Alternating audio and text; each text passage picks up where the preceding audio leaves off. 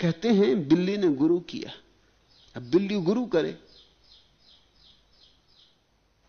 कहते हैं ना कि 100 चूहे खाए, बिल्ली हज को चली। मगर 100 चूहे खा के जो बिल्ली हज को जाएगी, उसकी हज भी चूहों की ही तलाश होगी। शायद वहां हजी चूहे मिल जाएं, बड़े चूहे मिल जाएं, धार्मिक चूहे मिल जाएं। मैंने सुना है एक बिल्ली, अभी अभी इंग्लैंड की महारानी का जलसा हुआ ना, तो एक बिल्ली भी हिंदुस्तान से गई जलसा देखने। बिल्लियों ने भेजा, आदमी भी भेज रहे हैं अपने प्रतिनिधि। मोरारजी देसाई गए, बिल्लियों ने कहा कि हम भी अपना प्रतिनिधि भेजेंगे, तो उन्होंने अपने प्रधानमंत्री को भेज दिया होगा। स्वागत समारोह में सम्मिलित हुई, जब लौट के आई और लोगों ने पूछा क्या देखा, उसने गजब की बात देखी। रानी की कुर्सी के ठीक नीचे बड़ा चूहा बैठा था। बिल्ली को और दिखाई भी क्या पड़े, रानी में क्या रस बिल्ली को, रानी में क्या रखा। सिंहासन के ठीक नीचे एक चूहा बैठा, बड़ा चूहा, शाही चूहा। दिल प्रसन्न हो गया। हज को भी जाएगी बिल्ली तो हजी चूहों को खोजने जाएगी, और क्या करेगी। कहते हैं दरिया दरिया बिल्ली गुरु किया, तो उसने अपनी ही बुद्धि से तो करेगी ना। और तो बुद्धि लाए भी कहां से, समझना थोड़ा, क्योंकि तुम्हारी जिंदगी का ही यह सवाल है, यह बिल्ली का सवाल नहीं है, यह तुम्हारी बुद्धि का ही सवाल है। तुम्हारी बुद्धि जब गुरु करेगी तो तुम भूल में पड़ोगे। क्यों भूल में पड़ोगे? क्योंकि तुम्हारी बुद्धि तुम्हें भटकाती रही है अब तक। उसी बुद्धि से गुरु करोगे और कहां से लाओगे? तुम्हें बड़ी अड़चन मालूम होगी कि तो बड़ी झंझट की बात है। इसी बुद्धि ने भटकाया जन्मों जन्मों तक, इसी बुद्धि ने संसार में भटकाया, इसी बुद्धि ने धन में भटकाया, पद में भटकाया, लोभ मोह तृष्णा सब में भटकाया। अब यही बुद्धि तुम्हारे पास है, और तो तुम्हारे पास कोई बुद्धि है नहीं। इसी बुद्धि से तुम गुरु करोगे, इसी बुद्धि से तो परखोगे ना। और यह बुद्धि ही तुम्हारा सब जाल है, यही तुम्हारा उपद्रव है। इसी बुद्धि ने तो तुम्हें सारे भ्रम खड़े करवाए, तो अब यह तुम्हें आखिरी भ्रम भी करवाएगी। तुम गलत गुरु को ही चुनोगे। समझो कैसे घटना घटती। तुम धन के पीछे दीवाने हो, तुमने धन के पीछे सब कुछ जिंदगी लगा दी। अब तुम धन से ऊब गए हो, धन से परेशान हो गए हो, तो तुम कैसा गुरु चुनोगे? अब तुम ऐसा गुरु चुनोगे जो पैसा भी ना छूता हो, जिसके पास पैसा ले जाओ तो सांप बिच्छू की तरह उचक के खड़ा हो जाए कि तुमने क्या किया, कामनी कांचन, पैसा मेरे पास ले आए। तुम स्त्री के पीछे दीवाने रहे हो, अब तुम ऐसा गुरु चुनोगे जो स्त्री को देखते ही ना हो। तुम स्वामी नारायण संप्रदाय के गुरु के शिष्य हो जाओ। 40 साल से स्त्री नहीं देखी उन्होंने, ये जचते, ये बात जचती। अभी वे भी इंग्लैंड गए तो हवाई जहाज पर विशेष इंतजाम करना पड़ा, पर्दे लगाए गए उनकी कुर्सी के चारों तरफ। एयर होस्टेसेस, अप्सराएं कोई दिखाई पड़ जाए तो झंझट खड़ी हो जाए। 40 साल से उन्होंने स्त्री नहीं देखी। लंदन एयरपोर्ट पर बंद गाड़ी में उनको निकाला गया। एयरपोर्ट पर थोड़ी देर रुकना पड़ा सामान इत्यादि की जांच परख के लिए, तो वहां भी पर्दा लगा के एक कुर्सी पर उनको बिठाया गया। इस मूढ़ता पे सारी दुनिया हंसती।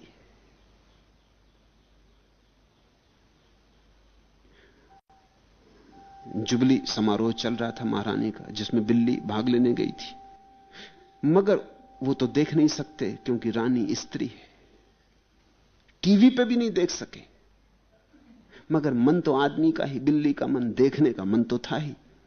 मगर रानी है स्त्री, इसलिए देख तो सकते नहीं टीवी पर। तो क्या किया उन्होंने, एक कमरे में बैठ गए, दूसरे कमरे में टीवी लगा और वहां से एक आदमी जोर जोर से बोलता जाए क्या क्या हो रहा है। वो दूसरे कमरे में बैठे सुन रहे हैं। मन तो बिल्ली का ही है, मगर देख भी नहीं सकते, तस्वीर भी नहीं देख सकते। ये कैसा भय, ये कोई मुक्ति हुई? ये तो महाबंधन हो गया। ये तो रुग्णता हो गई, ये तो चित्त विषाक्त हो गया। स्त्री में परमात्मा दिखाई पड़ने लगे, ये तो समझ में आने वाली बात है। लेकिन स्त्री में ऐसा भय समा जाए तो इसका तो एक ही अर्थ होता है कि काम विकार बहुत बढ़ गया। इन सज्जन को मानसिक चिकित्सा की जरूरत है, इनका इलाज होना चाहिए, इन पर कोई दया करे। इनकी खोपड़ी अत्यंत विकार से भरी। मगर तुम जिंदगी भर अगर स्त्री के पीछे दीवाने रहे और स्त्री से परेशान हुए, कौन नहीं परेशान होता स्त्री से?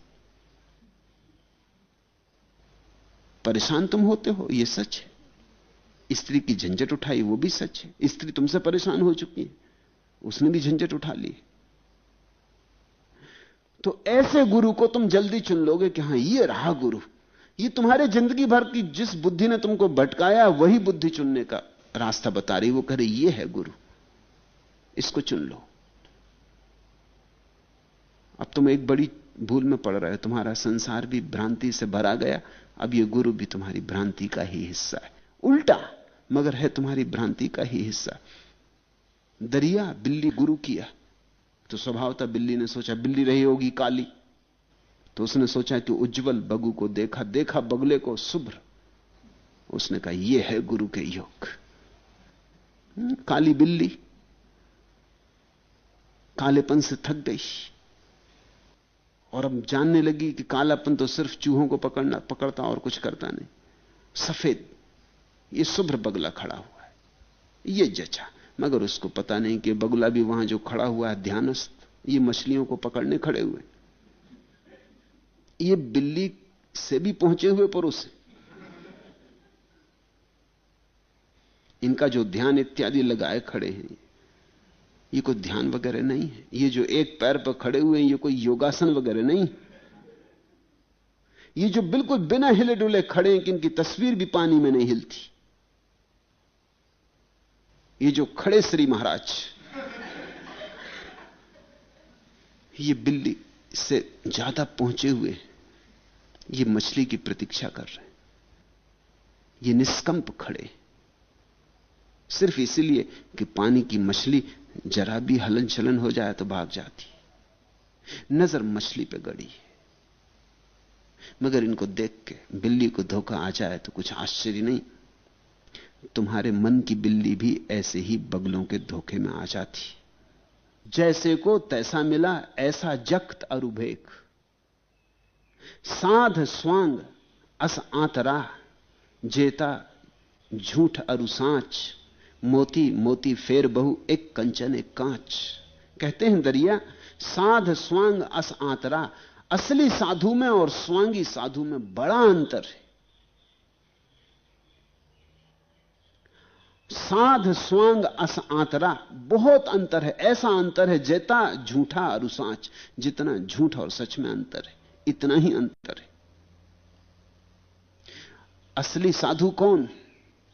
असली साधु वह जिसने जाना, जिसने अनुभव किया, जो प्रभु में डूबा और पगा, जो अपने भीतर शून्य हुआ और शून्य होकर जिसने पूर्ण को अपने भीतर विराजमान होने के लिए जगह दी। सत्य जिसके भीतर आ गया वही साधु। सत्य जिसके भीतर जीवंत हो उठा वही संत। इसलिए तो संत कहते हैं उसको, उसके भीतर सत्य प्राणवान हो उठा। लेकिन बाहर से साधु बनना भी बड़ा आसान है। सच में तो वही आसान है। महावीर नग्न खड़े, इसलिए नहीं कि नग्न होने से कोई साधु होता है, नहीं तो सभी साधु नग्न होते। फिर राम भी नग्न होते, कृष्ण भी नग्न होते, और क्राइस्ट भी, और मोहम्मद भी, और बुद्ध भी, और कपिल भी, और कणाद भी, मगर ये कोई नग्न नहीं है। महावीर नग्न खड़े। तो नग्न होने से कोई साधु नहीं होता। जब महावीर साधु हुए तो उन्हें सहज ही नग्नता उत्पन्न हुई। वो निर्दोष हो गए बच्चे की भांति। जिन्होंने महावीर को माना उन्होंने बड़ी भूल कर ली। भूल कहां कर ली? अगर उन्होंने महावीर को अपनी बुद्धि से माना तो वो ये निष्पत्ति लेंगे कि नग्न होने से महावीर को ज्ञान उत्पन्न हुआ, हम भी नंगे हो जाएं। ये तो बुद्धि की बात हुई। सीधा गणित हो गया। देखा, जांचा, परखा कि महावीर नग्न हो गए हैं, ज्ञान को उपलब्ध हो गए। मौन रहते हैं, ज्ञान को उपलब्ध हो गए। मुश्किल से कभी कभी भोजन लेने जाते हैं, ज्ञान को उपलब्ध हो गए। गणित बिठा लिया पूरा। तो अब हम भी कभी कभी भोजन लेंगे, ज्यादा उपवास करेंगे, चुप रहेंगे, बोलेंगे नहीं, नंगे रहेंगे, धूप ताप सहेंगे, खड़े रहेंगे जंगलों में। खड़े हो जाओ, भूखे रहो, उपवास करो, नंगे रहो, कुछ भी ना होगा, सिर्फ घस घस होए संताप। और महावीर सदगुरु थे, मगर तुम चूक गए। तुमने अपनी बुद्धि से निष्कर्ष लिया, तुमने समर्पण ना किया। तुमने अगर समर्पण किया होता तो तुम्हें एक बात दिखाई पड़ती। महावीर का बाहर बहिरंग दिखाई ना पड़ता, महावीर के अंतरंग से जोड़ हो जाता। तुम अपनी बुद्धि से जैसे ही टूटे कि तुम्हारे भीतर एक और छिपी हुई गहन बुद्धि, प्रज्ञा जिसको कहते हैं, उसका आविर्भाव होता है। तुम्हारे भीतर एक अंतर्दृष्टि का जन्म होता है। तब तुम देखते हैं कि महावीर के भीतर कुछ घटा है, समाधि घटी, सत्य घटा है। उस घटने के कारण बाहर की घटनाएं आई हैं। बाहर की घटनाओं के कारण भीतर की घटना नहीं घटी, भीतर की घटना के कारण बाहर की घटना घटी। और प्रत्येक को बाहर की घटना अलग अलग घटती है। भीतर की घटना तो एक है, भीतर का तो प्राण एक है, भीतर का सत्य तो एक है, लेकिन बाहर अलग अलग होगा। मीरा गाई और नाची, महावीर न नाचे और न गाए। वो उनके व्यक्तित्व का अंग ना था। घटना तो एक ही घटी, भीतर तो एक ही सत्य उमगा, एक ही कमल खिला। लेकिन जब मीरा के भीतर खिला तो मीरा स्त्री थी, नाच उसे सुगम था। जब भीतर का कमल खिला तो अब कैसे प्रकट करे? उसने नाच के प्रकट किया। वो मदमस्त होकर नाची, लोकलाज छोड़ी, दीवानी हो गई। सत्य तो वही महावीर को भी घटा, लेकिन महावीर पुरुष है, क्षत्रिय, एक अलग ढंग की व्यवस्था में उनका व्यक्तित्व निर्मित हुआ है। उसमें नाच गान की कोई सुविधा नहीं। उनके व्यक्तित्व में नाच गान का अंग नहीं है। महावीर के लिए नाच गान नहीं घटा। जीसस एक ढंग से, मोहम्मद और ढंग से, कृष्ण और तीसरे ढंग से। जब भी कोई व्यक्ति सत्य को उपलब्ध होता है, इसे स्मरण रखना, दो सत्य को उपलब्ध व्यक्तियों का बहिरंग एक सा नहीं होता।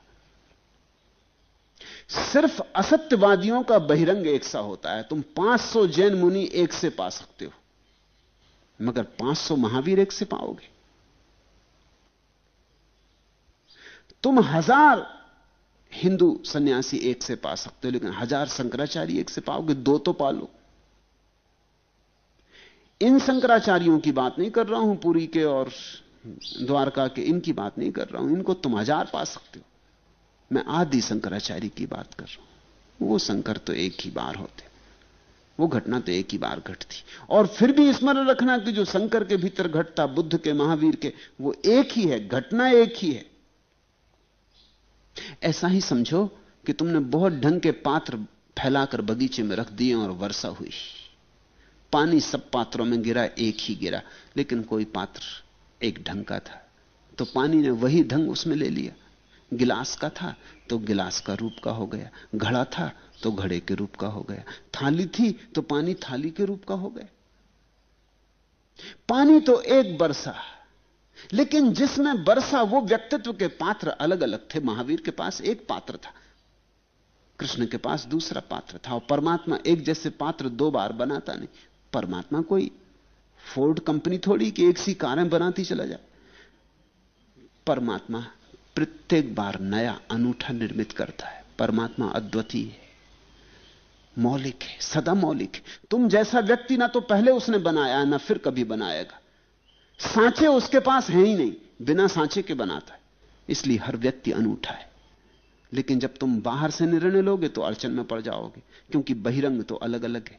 तुमने महावीर को बाहर से देखा तो नंगे खड़े हो जाओगे, बुद्ध को देखा तो एक चादर लपेट के बैठ जाओगे, कृष्ण को देखा तो बांसुरी लगा के, मोर मुकुट बांध के खड़े हो जाओगे। वो नाटक होगा, रासलीला, कुछ अर्थ नहीं होने वाला उससे, झूठा होगा सब। राम को देखा लेके धनुष्मान खड़े हो गए तो रामलीला शुरू होगी। राम का असली जीवन नहीं, ये नाटकीय होगा।